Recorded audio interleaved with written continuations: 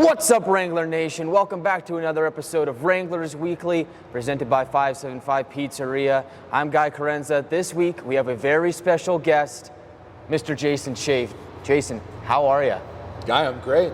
Proud to be here, as usual. Happy to have you. And it's a big weekend for you this weekend. You've won the Community Hero Award, banner ceremony on Saturday night. How are you feeling? Wow. Yeah, I mean, you get a call like this, always honored. I think the Wranglers weekend's just as big, so that one's important to me. But yeah, honored for anything that has to do with youth hockey and growing hockey in Amarillo, so I couldn't be more proud. I mean, this award is kind of a two-parter. I mean, it involves the community, but I think it kind of goes back a little further to your playing time here in Amarillo with the Gorillas. So, I mean, if you don't mind, just start from the beginning. I mean, not to make you feel old or anything, but just kind of start from the beginning. I am how'd old, you get into hockey, and how'd you wind up here in Amarillo? So yeah, definitely getting old, feeling it these days. Yeah, my Amarillo Gorilla days were some of my fondest days. I met my wife here in Amarillo. Graduated university out of Rochester Institute of Technology out of New York, and it was my first stop in my pro career, and it was kind of like my only stop. I had one other team I played for in Michigan, but Amarillo was always home, and it's not just because of the crazy winds out here. The people were fantastic, and that's probably some of the things that I reminisce the most. It's the community that I love. The people treat you with open arms. Having a small business now, the amount of love I've gotten over my career and my lifetime here is, it's kind of a dream, to be honest with you. And that's probably what I'm most proud of from being a young hockey player here to where we're at today. And so you started out, you actually had two stints here. Yeah. You started here, left for about a year, and then came back. Yes. What was it that made you want to come back? Yeah, I think something that was important to me was kind of ending my career for the Gorillas. I think Amarillo was always so good to me.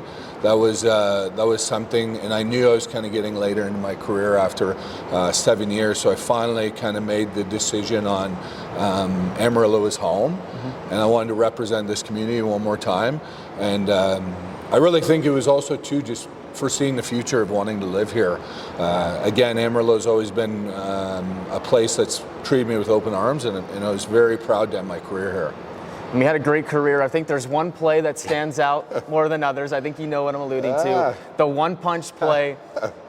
If you remember it, take me through it. Yeah, I mean, like most games, you don't really know if you're going to get into something like that.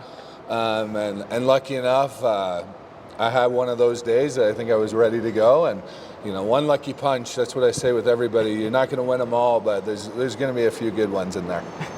Oh man, what an awesome play! I'm sure we'll post that sometime before tomorrow, or Saturday night. But so I mean, now we look at the youth hockey scene here in Amarillo, even the Texas Panhandle. You've played a large role in the development of youth hockey, of growing the game here in the Panhandle. What does that mean to you?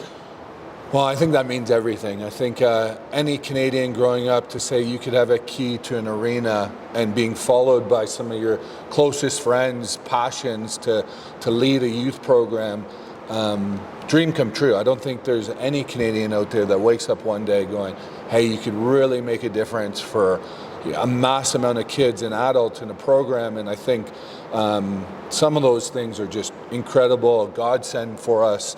And then just lucky to have the leaders that we did to help, bolster this program from 15 years ago when we started it, from a parents association to just a professional group that we have now. Again, godsend. I think there's some things, the reasons that we're here. I think hockey for kids is a must.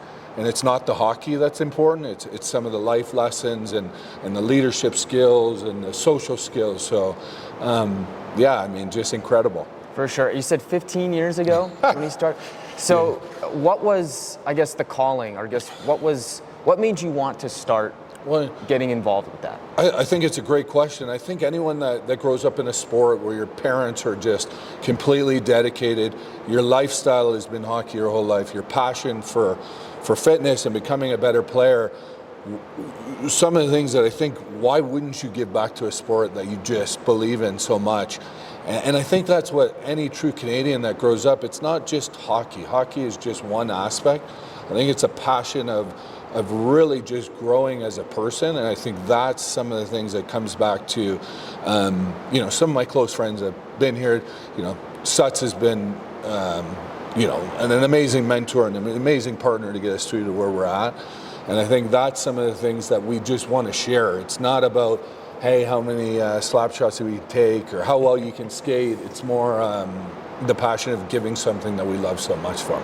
Yeah, I mean, you talk about Austin Sutter, your partnership, doing this together.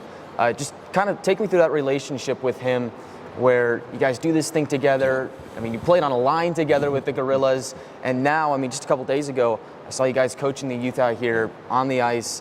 Just kind of take me through that bond that you guys have. Yeah, I think, you know, amazing stories like how we introduced Brandy, his wife, to each other, how we were teammates since he's a 21-year-old kid.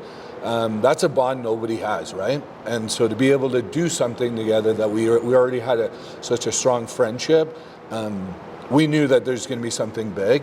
And I think anything that's designed or you have goal setting, if you have a passion with somebody that's like-minded and visionary like you are, these goals can be accomplished. And I think that's something that, you know, I think some incidences in business, you have to have the personal touch between each other to make something even work. And I think we've had it since a young age. And you know, all us hockey guys here, there's many of us. I think there's 6 of us. There's not a tighter bond, not just because we're Canadian, but those battles we fought together on the ice many years ago, it kind of entails into the relationship you have now. I know these guys have my back. There's not one guy out there that I know that wouldn't be the first person to do something for me, and I'm the first guy that would do something for them. And I think that really correlates into how well you can coach together, how well you can have that kind of interactive or dealings with the kids. Is, you know, I know what he's going to say, and I'm ready to speak when I'm ready to go too. So I think that really works well for us. Yeah, I mean, you guys have done great things here for hockey in the Texas Panhandle. You mentioned just the community aspect. Yeah. You guys have done a fantastic job of doing that. And before we wrap this thing up, I want you to tell me a hockey story. Your favorite memory from your entire playing career. Okay. What is it? You know, there's a lot of, I think, fond memories of winning championships, or I mean, even losing in championships. I think the one that's most important to me and it kind of relates, my mom and dad have been passed a long time, but that first college game, to look up into a packed stand and just know that you made it. I don't think it was that professional, but to know that I've gotten to university was very important to my parents, and I think that first game was very memorable. Awesome. Great memories, great times. Jason, congratulations on the award.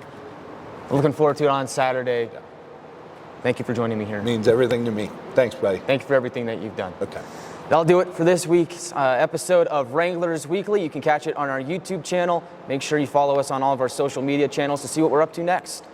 I'm Guy Chiarenza saying good afternoon and so long.